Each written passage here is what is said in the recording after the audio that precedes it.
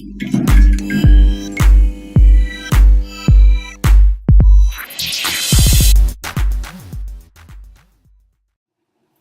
welcome to a new live session. I have a guest. It's Jörg Müller-Kind. Welcome, Jörg. Hello, thank you for having me.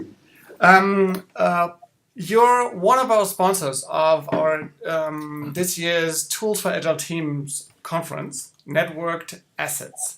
That's your company. Can you tell us a little about this company and what you're doing in general?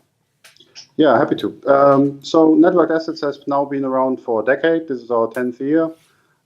We have two fields of interest. One of them is first one is software architecture and development, with a focus on the JVM on Linux for customers, especially in telecommunications. So large-scale networks is one of our fields of expertise. The second one is the technical aspects of the organization of software development, again in that technological ecosystem, JVM on Linux. And that is also the topic of our presentation at your conference, the second one. What's the name of the presentation? Do you know it by heart? Yes, it's continuous documentation, and the rest I forgot. But, but that's been the topic that we've been talking about before when we prepared this call. Continuous documentation sounds like continuous delivery in software development and is connected to it as far as I understand it. Can you give those managers out there and interested tech people an insight? What do you mean by continuous documentation? So documentation is, especially in agile development, one of the least liked subjects that people do. Nobody likes documentation, but it's absolutely necessary because it's the basis for compliance, it's the basis for progress reports, for everything. So every project manager needs documentation, and it's regulatory bodies need documentation. And the idea is, and you're absolutely right, it sounds a bit like continuous delivery, because with continuous delivery and continuous integration, we already have so much data in the development process that we can use for documentation that manual documentation isn't actually necessary that much anymore. So what we try to do is to generate automatically from the artifacts of continuous integration, continuous delivery processes, documentation that is human readable. And we are embedding that documentation in a software architecture framework, which is called ARC42. ARC42 is a German design by Peter Ruschka and Gernot Starke. They have a very nice website about that framework. And that is actually the beginning, requirements, architecture, and the goal of this project is, at the end, to replace the theoretical parts of the model with the actual parts of the documentation, and best of all in an automated way. Okay, can I interrupt you here? Let's assume I wanted to create a documentation for my new awesome world-selling software product. And in the old world, I would just open up a Word document and would create some letters and some pictures, and maybe I would put in a link to a demo video, and then I would deliver that as my documentation, which would be kind of 100% manual documentation. Everything, nothing automated. Everything would be compiled manually. Then I hear there, at least you're also a lesson expert, right? There's some solutions for collaborative manual documentation where thinking about some extensions that help you to do different versions of your handbook and so on. And you're now telling me that a lot of this effort can be automated and still be human readable. Sounds a bit strange. Yeah, it can be automated. So we are also using Confluence as a basis. So our basis is the Confluence template for this ARC42 framework, which is available. And then we integrate Bitbucket for the first step to get information from code. So the idea is once you check in your code into Bitbucket in your repository, we automatically take that code, analyze it, and generate, for example, a class diagram from it. Okay. So, and we use JavaDoc to give you the structure of the code. The next step, and that is also already starting with the requirement, we have for this code automated tests. And we use something, or we use best practices like clean architecture, clean development, clean coding, and most of all, specification by example. So we already have, with the requirements, automated tests, let's say in Cucumber or in Gherkin. So once you run that, or these automated tests, you also have code for these automated tests, and you have the test results, for example, in Bamboo. Mm-hmm. And then I can extract this data again from Bamboo and can correlate it with the information from the code that I have. And in the last step, you are deploying your application with Bamboo, for example, with a Bamboo agent, and you have something, a configuration management system behind that, like, for example, Salt.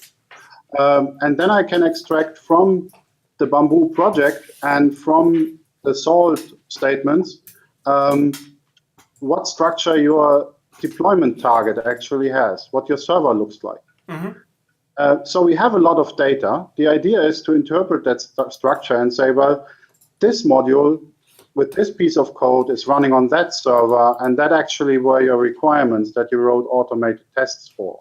Yeah. And the automated tests, if you have ever seen Cucumber or Gherkin, they are very natural language prone. So it's really like acceptance criteria in code, in pseudocode. So you can very well say, okay, that was requirement number 1, and these were the acceptance criteria, and you can list all that. And these automated tests generate also very nice output that can be collected. And what we do is basically collect all that in a Confluence template, correlate it, and so that you can drill down from your requirement to your piece of code to your actual deployment. Okay, let's assume that some people did not understand everything of what you said. They may not know Bitbucket or Bamboo or the other products that well. Where are the borders of the application of what you're creating with this open source movement? So does it free me from writing any handbooks for end users? Doesn't sound like that. No, but at least the repetitive tasks can be automated. Mm-hmm. So let's say you have a user handbook and you want to have screenshots to illustrate your user handbook. So normally what you would do today is to click through your application, make a screenshot, save that screenshot somewhere, and integrate it into your Confluence page or whatever. Every automated test can generate a screenshot. And you can save that screenshot. And if you have a structured automated test and you have a new version of your software and something changed, you automatically have new screenshots. Mm. So you do trainings for Confluence, for example, and the most annoying part is the version number at the bottom. And with an automated test, let's say something like this Cucumber test or Selenium test, the computer is pretending that it's clicking through the application, and I can automatically pull a screenshot and even a screencast from that test. What do you see people using, actually? So if you are you're obviously selling services. So let's assume someone comes to Tools4AgileTeams conference, listens to your talk. What's the Big Mac that you sell? What is the service that you offer best or that you like offering the most? And what is the application that this Big Mac customer has? Mm-hmm. Just pick a random example. What we really would like to help people with is organizing their software development and finding the right best practices for them and the best tool sets to get the most out of, modern word would be DevOps. Because we see that a lot of people are doing parts of it, but their integration is lacking, and most people do not see the real value of that in a visible manner, especially the management level. Developers and people who are dealing with code every day, they know what the automation is, but it's for the level above that, project managers, management, it is often not visible, and there's always breaks in the collaboration between those levels. So the customer wants to bridge the understanding from the manager to the developer and have a better connection through a good documentation. Yes. Put it in one sentence, we want to break this "my code is my documentation" barrier. Okay. So most agile developers say, and with some right, that their code is their documentation. And if you follow clean code and clean architecture, that is true, because all the documentation is in your code if you do that right. But not everybody can read code, so you need some kind of translation. And we want to break that barrier. And export it automatically and make it in a human-readable format. Make it visual and everything. So right now, there's a barrier between this. My code is my documentation and the rest of the world. Yeah, cool. So if you're interested in continuous documentation, you may want to pull up the NetworkedAssets website with the subdomain condoc.networkedassets.com, this one here. And there are a couple of links with more information. You probably can reach out to Jörg directly, can't you? Do you have a Twitter handle? Yes, you can. And let me just say, we have a demo server available where you can publicly test our plugins, which is atlasdemo@networkedassets.net. So that there is basically a running environment of our plugins and test software and test code, and you can play around with it. Okay. If I wanted to reach out to you on Twitter, do you have a Twitter user, a handle that you can tell us? Yeah, @NetworkedAssets, or me personally at Jörg1968. 1968. Okay, cool. So see you on 1st and 2nd of September in Wiesbaden for Tools4AgileTeams. What made you become a sponsor? Why do you think people should go to this conference? Tools4Agile is a great topic, and we know you as a great organizer of communities. So you basically can be seen everywhere. And we thought, well, if there's one place to be at the second half of the year to get people to talk with us about Tools4Agile, that is the place to be, and that's what made us become a sponsor. And we're very happy that you have our presentation there. So cool. So I can disclose that I think we're way ahead of all.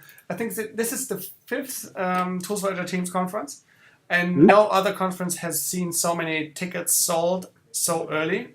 So I'm very happy about that, and I hope that we'll have a lot of people interested a lot in continuous documentation.